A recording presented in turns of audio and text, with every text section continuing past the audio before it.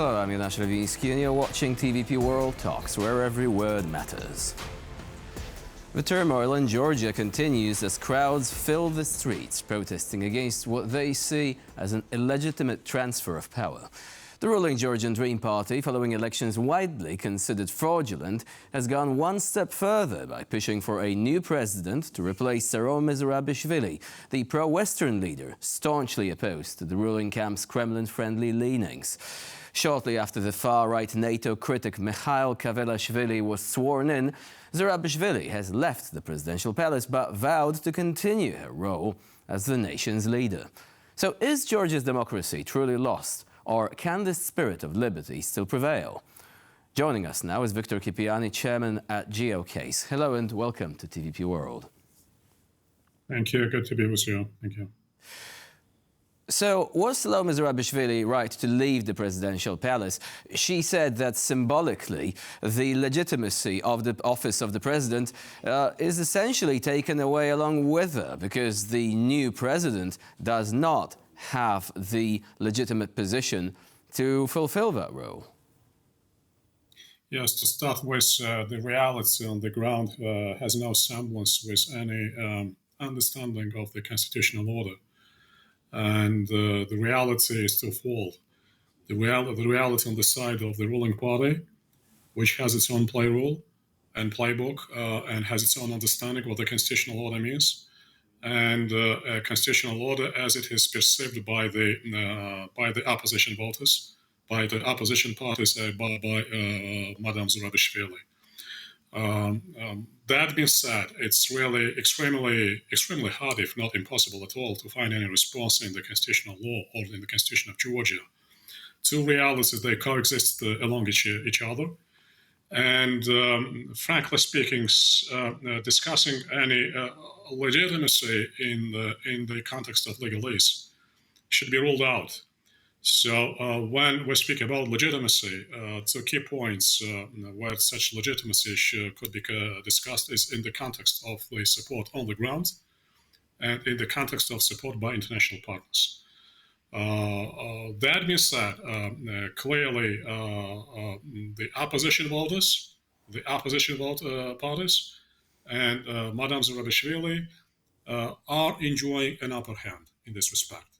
But again, the reality is very much ambiguous, is very much twofold, and extremely contested. So, speaking of international support, we've had a signal from the US concerning the invitation of Salome Zourabichvili to the inauguration of President Donald Trump. Would you say that that is a positive signal in this regard? Oh, yes, exactly, absolutely. Over the recent period of times, we had many, remarks or notes as if the United States and the international partners of Georgia are idle, which is not the case. And the latest statement, the latest invitation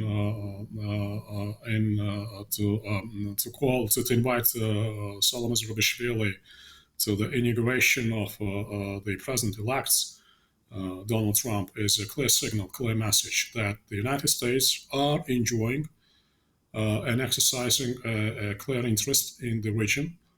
And Georgia was, is, and will remain a linchpin of the US-related geopolitical interests. And alongside with that invitation, there is a myriad of different other statements, and not just statements, but different actions by the United States in the first place, which relate in the first place to the visa-related sanctions and visa-related restrictions.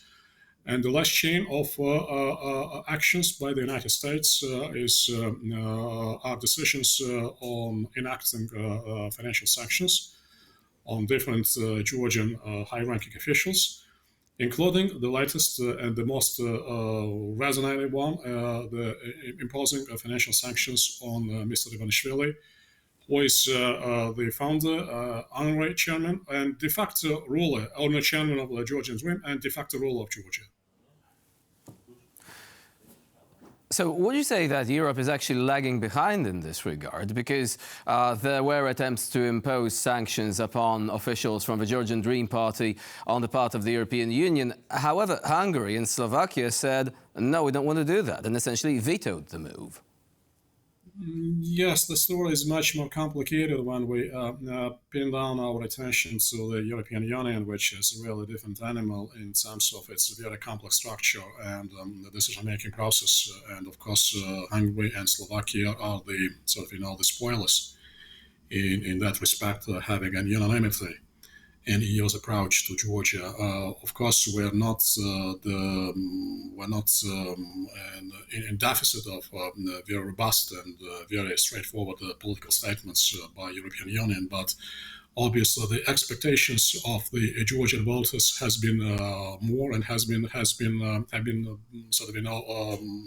bigger.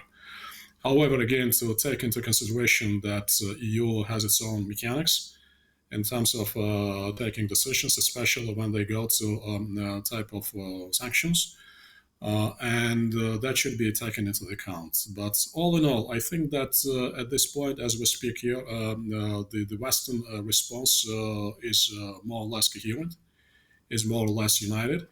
It is primarily led by the United States, which is the vocal voice in terms of defending Georgian democracy, and the EU, albeit slowly but still gradually stepping into the same shoes.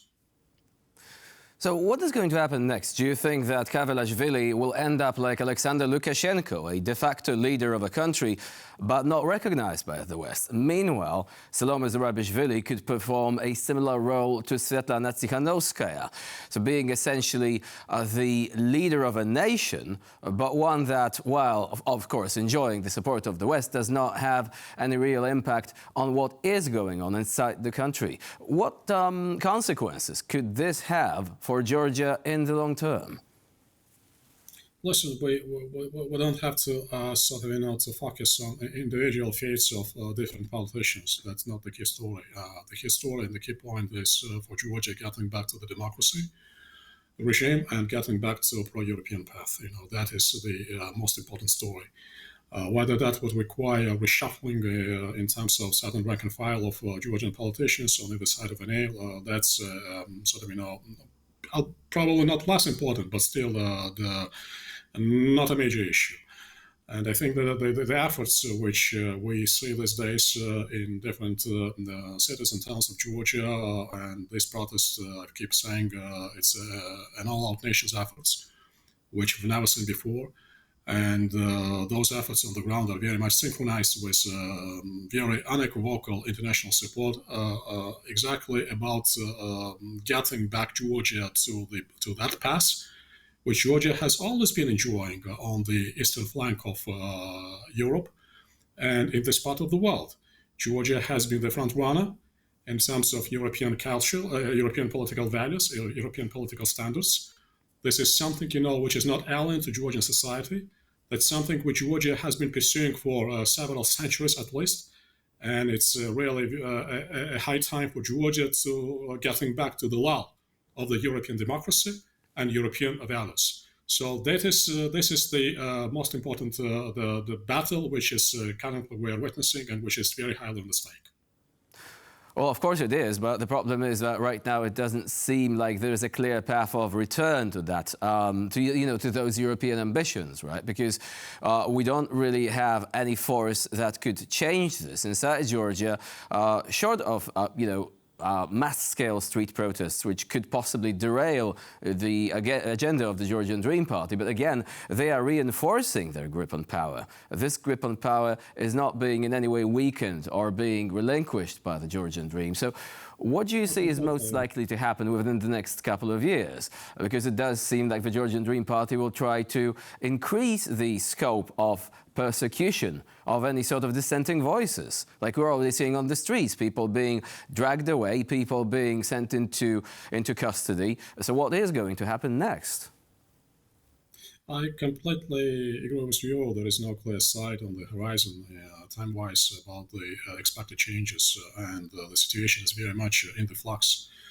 And yesterday, what we've seen yesterday, inauguration of the, as most Georgians are saying, de facto president, Mr. Kavelashvili, is a clear indication that the Georgian Dream is very much committed to pursue the same line of ignoring most of Georgian voters and the international pressure. And obviously, the question again is twofold. How much time would be required to get back to the track, and what would be cost involved?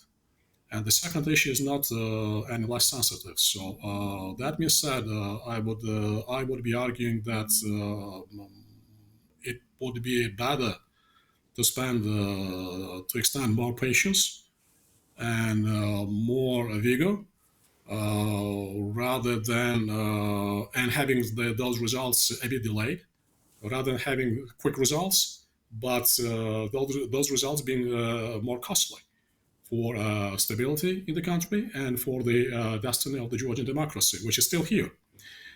Nevertheless, I still think that as we speak on the eve of the new year, the next year would be very much decisive.